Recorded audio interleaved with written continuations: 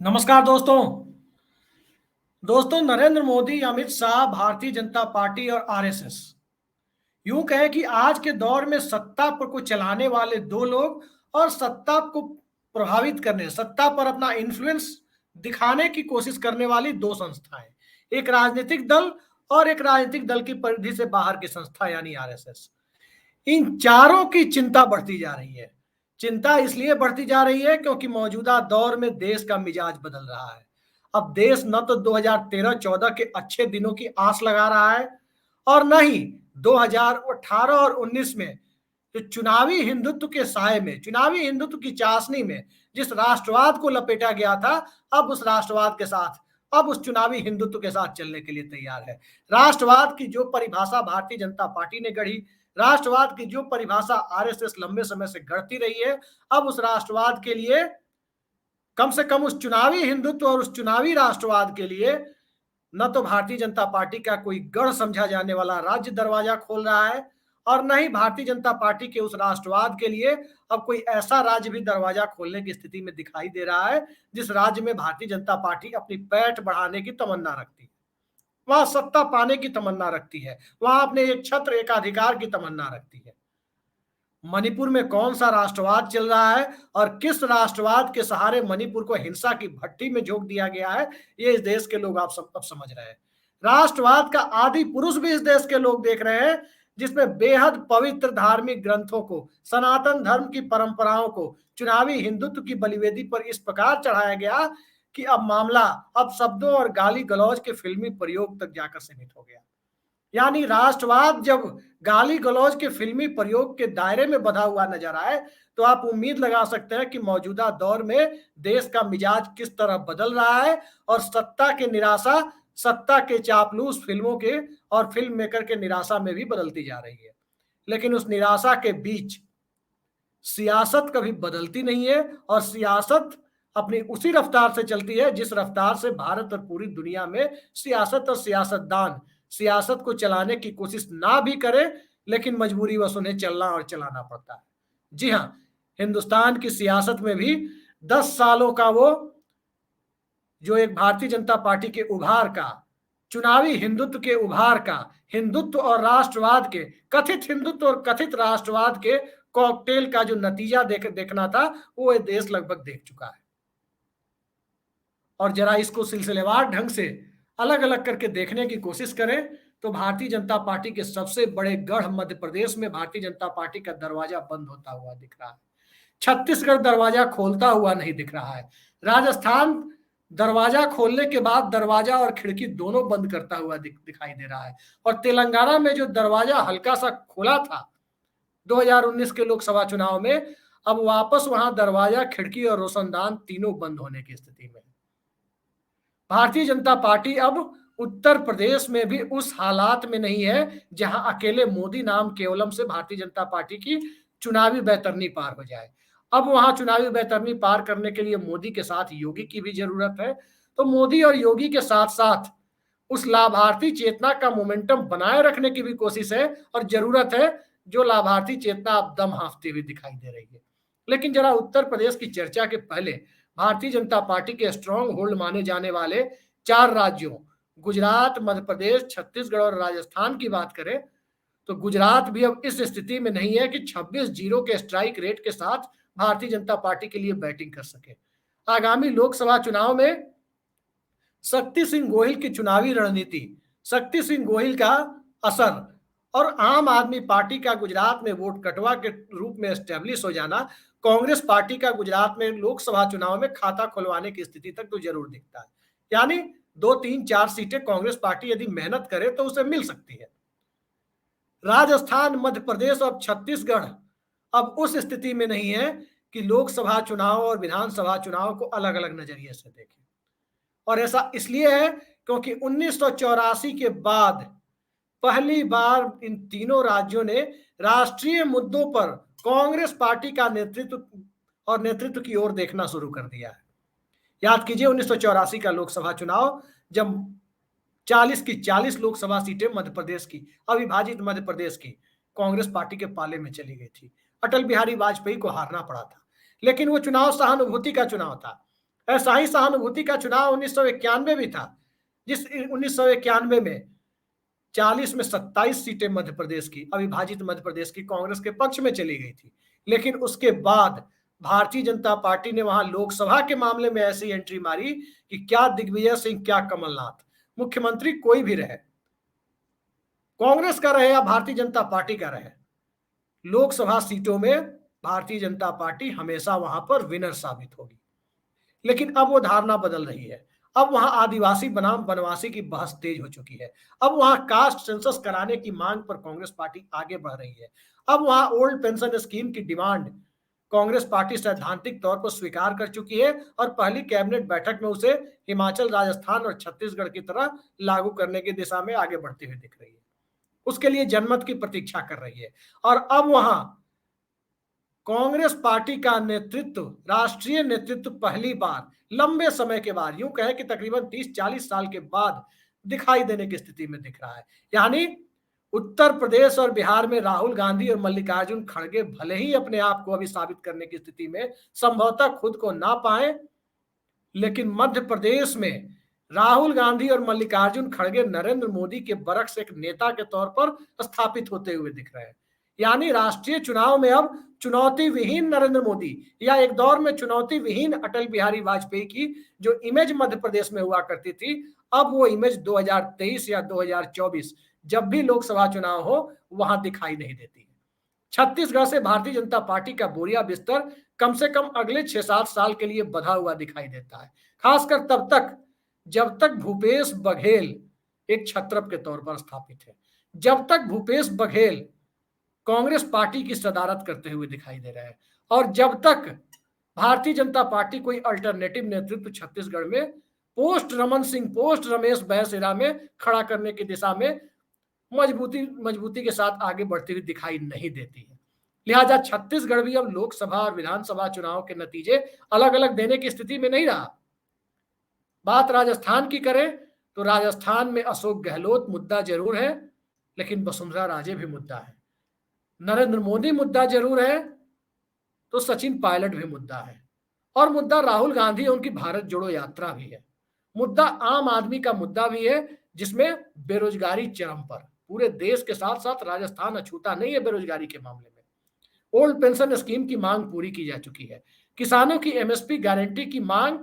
अब और ज्यादा बलवती राजस्थान और हरियाणा जैसे राज्यों में इसलिए होती जा रही है क्योंकि सूरजमुखी के एमएसपी को लेकर हरियाणा में जिस प्रकार का बवाल हुआ और अंततः सरकार को झुकते हुए सूरजमुखी की एमएसपी देनी पड़ी। अब उस एमएसपी को देने के बाद, न्यूनतम समर्थन मूल्य किसानों की मांग के लगभग अनुरूप देने के बाद, अब जो किसानों की अंतिम मांग है एमएसपी गारंटी लागू करना, उस एमएसपी गारंटी लागू करने की दिशा में यदि कांग्रेस पार्टी अपने चुनावी घोषणा पत्र में, इलेक्टोरल मैनिफेस्टो में जगह बनाती है, कुछ स्पेस, कुछ पन्ने उसके ऊपर खाली करती है, तो यकीन मानिए दोस्तों, सरसों, ज्वार और बाजरा की खेती करने वाला राजस्थान भी कांग्रेस पार्टी के साथ, कांग्रेस पार्टी की धुन में अपनी धुन मिलाता हुआ आगामी लोकसभा चुनाव में नजर आ जाए तो आपको आश्चर्य नहीं होना चाहिए। आश्चर्य इस बात पर भी नहीं होना चाहिए कि उस दौर में, जिस दौर में सियासत को अपने हिसाब से बांधने की, अपने हिसाब से काटने की कोशिशें होती है, उस सियासत को करने के लिए भारतीय जनता पार्टी अब उतनी प्रभावी नहीं रही जितनी प्रभावी कभी हुआ करती थी। इतनी प्रभावी की विधानसभा चुनाव की नकारात्मकता को देखते हुए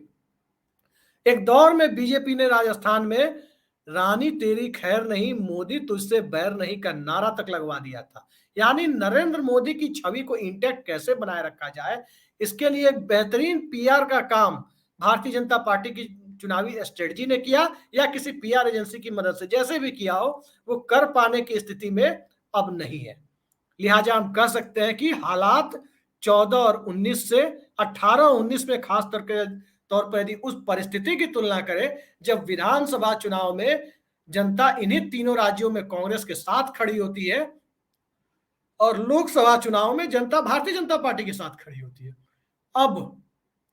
जनता का अलग अलग चुनाव को अलग अलग नजरिए से देखने का नजरिया बदलता जा रहा है। याद रखिए, एंटी इनकम्बेंसी की मार सिर्फ शिवराज सिंह चौहान पर नहीं पड़ रही है। दरअसल एंटी इनकम्बेंसी अब नरेंद्र मोदी की ज्यादा है और शिवराज सिंह चौहान की कम है। ये हालात है। ये बात सही है कि शिवराज सिंह चौहान नरेंद्र मोदी से ज्यादा समय से मध्य प्रदेश के लोगों के ऊपर शासन कर रहे हैं, लेकिन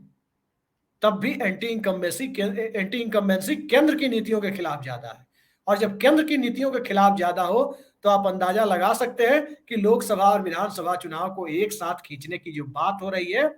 उस दोधारी तलवार को चलने पर और गंभीरता से उस पर मनन करने पर मौजूदा दौर में सत्ता प्रतिष्ठान क्यों सोच रहा है। बात यदि उत्तर प्रदेश की करें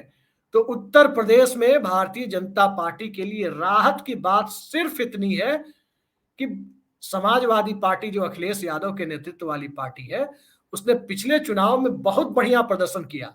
यदि वोटों के प्रतिशत के नजरिए से देखें तो इतने वोट लाए जितने वोट कभी मुलायम सिंह यादव भी नहीं ला पाए थे। लेकिन भारतीय जनता पार्टी ने जो काउंटर पोलराइजेशन किया समाजवादी पार्टी के खिलाफ, उस काउंटर पोलराइजेशन में भारतीय जनता पार्टी के वोटों के ध्रुवीकरण में, जिसमें सांप्रदायिकता भी एक मुद्दा है, तो पिछड़े वर्ग का मोदी का प्रतीकात्मक चेहरा भी एक मुद्दा हो जाता है। तो तीसरा सबसे बड़ा मुद्दा बहुजन समाज पार्टी को, उसके नेतृत्व को घर बिठाया जाना या घर बैठ जाना,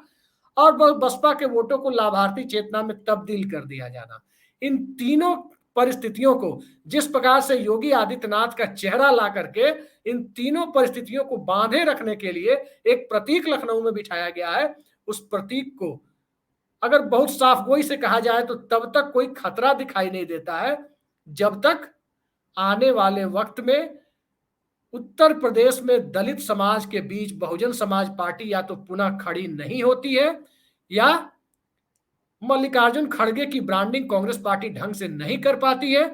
तो ध्यान रखिए, भारतीय जनता पार्टी अपनी चुनावी सफलता को दोहरा भी सकती है 2023-24 में, जब भी चुनाव होते हैं। बात यदि बिहार और महाराष्ट्र की करें तो न तो नेता है, न नीति है, और न ही समीकरण भारतीय जनता पार्टी के पक्ष में है, न ही माहौल भारतीय जनता पार्टी के पक्ष में है, न वहां चुनावी हिंदुत्व का कोई असर है, न ही भारतीय जनता पार्टी के पास इन दोनों राज्यों में कोई क्षेत्रीय छत्रप है, न ही भारतीय जनता पार्टी के पास कोई मजबूत सहयोगी दल है, और न ही भारतीय जनता पार्टी के एजेंडे के साथ कदमताल करता हुआ जनमानस है, जिससे भारतीय जनता पार्टी की चुनौतियां यहां दिन प्रतिदिन और ज्यादा बढ़ती जा रही है। दक्षिण के प्रवेश द्वार की बात यदि करें, यानी कर्नाटक की, तो कर्नाटक में भारतीय जनता पार्टी हाल ही में सत्ता गंवा चुकी है, और गंवा ही नहीं चुकी है बल्कि बुरी तरह गंवा चुकी है। नेतृत्वहीन होने की स्थिति में भाजपा इसलिए है क्योंकि येदियुरप्पा अब 80 पार जा रहे हैं। वहां की जनता को, लिंगायत समाज को, जो राज्य का सबसे बड़ा समाज है, संख्या बल के आधार पर जिसकी सबसे बड़ी आबादी है, उस समाज को भी लग रहा है कि अब 84-85 साल की उम्र में 5 साल बाद लिंगायत समाज बीएस येदियुरप्पा को नेता के तौर पर नहीं देखता है। अब उसे नई पौध चाहिए, और नई पौध की दिशा में चाहे कांग्रेस हो या भाजपा हो, जो भी पहला कदम आगे बढ़ाएगा वो राज्य एक तरफा उसके साथ जाएगा। लेकिन आज के हालात में यदि इस पहलू को नजरअंदाज भी कर दिया जाए, तब भी कांग्रेस पार्टी वहां लोकसभा चुनाव में विनर के तौर पर आती हुई दिख रही है। बात यदि उत्तर भारत के कुछ छोटे राज्यों, मसलन उत्तराखंड, हिमाचल, दिल्ली, हरियाणा और जम्मू के इलाके की करें, जहां भारतीय जनता पार्टी दिखती है, तो उन राज्यों में भी अलग अलग मुद्दे भारतीय जनता पार्टी की नाक में दम किए हुए हैं। थोड़ी बहुत राहत की उम्मीद उत्तराखंड में जरूर है कि भारतीय जनता पार्टी 5 लोकसभा सीटों में 5-0 का स्ट्राइक रेट जो मेंटेन कर रही है, हो सकता है इस बार 4 या 5 फिर से हासिल कर ले। लेकिन हिमाचल प्रदेश की बात करें, हरियाणा की बात करें, चंडीगढ़, दिल्ली की बात करें, तो एक खिसकता हुआ नजर आ रहा है। लगभग 2/3 से लेकर 3/4 सीटें इन राज्यों में भारतीय जनता पार्टी की जाती हुई दिखाई दे रही है। मुद्दा किसानों के सेब के बागानों का भी है, मुद्दा ओल्ड पेंशन स्कीम का भी है, मुद्दा 1 रैंक 1 पेंशन का भी है, मुद्दा पहलवानों का भी है, मुद्दा सांप्रदायिकता का भी है, मुद्दा रोजगार घटने का भी है, मुद्दा किसानों की एमएसपी गारंटी का भी है, और इन सब से आगे बढ़कर लद्दाख को जो यूटी का दर्जा दिया गया, अब वहां से खबरें आ रही है कि लद्दाख में भी भारतीय जनता पार्टी को नाको चने चबाने पड़ सकते हैं, क्योंकि वहां का जनमत भी भारतीय जनता पार्टी के खिलाफ होता जा रहा है। मोटे तौर पर आप कह सकते हैं कि पूर्वोत्तर के छोटे राज्य भी जब फिसलने की स्थिति में हो, मणिपुर जल रहा हो और देश के गृह मंत्री मणिपुर पर चर्चा नहीं करना चाहते, देश के प्रधानमंत्री मणिपुर का दौरा नहीं करना चाहते, शांति स्थापित होने की दिशा में कोई प्रभावी कदम कम से कम इस देश में स्पष्ट तौर पर आम लोगों को दिखाई नहीं दे रहा कि केंद्र सरकार उठाते हुए दिख रही है, तो आप अंदाजा लगा सकते हैं कि हेमंता बिस्व शर्मा असम का किला मेंटेन करने की कोशिश में ही पूरी एनर्जी लगा दे,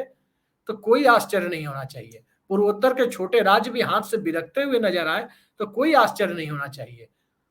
ममता बनर्जी और नवीन पटनायक ने भारतीय जनता पार्टी के उभार को लगभग खत्म कर दिया है, इसलिए वहां की 26 सीटों को भूल जाइए कि 26 में 4 आएगी कि 6 आएगी। हालात बीजेपी के लिए इतने खराब हैं कि आज की तारीख में कोई चुनावी हिंदुत्व आम जनता के मुद्दों पर भारी पड़ता हुआ नहीं दिख रहा। पिछड़े वर्ग के लोगों को अब जाति जनगणना भी चाहिए, तो रोहिणी कमीशन की रिपोर्ट भी चाहिए, यूपी के परिप्रेक्ष्य में कहें तो राघवेंद्र सिंह कमेटी की रिपोर्ट भी चाहिए। दलितों को आत्मसम्मान भी चाहिए, सामाजिक सुरक्षा भी चाहिए, तो लाभार्थी चेतना के दायरे से आगे बढ़कर एक बार नेतृत्व का स्वाद चख चुका दलित वर्ग, जिसने कभी जगजीवन राम के नेतृत्व में तो कभी कांसी राम के नेतृत्व में राष्ट्रीय स्तर पर दलित नेतृत्व को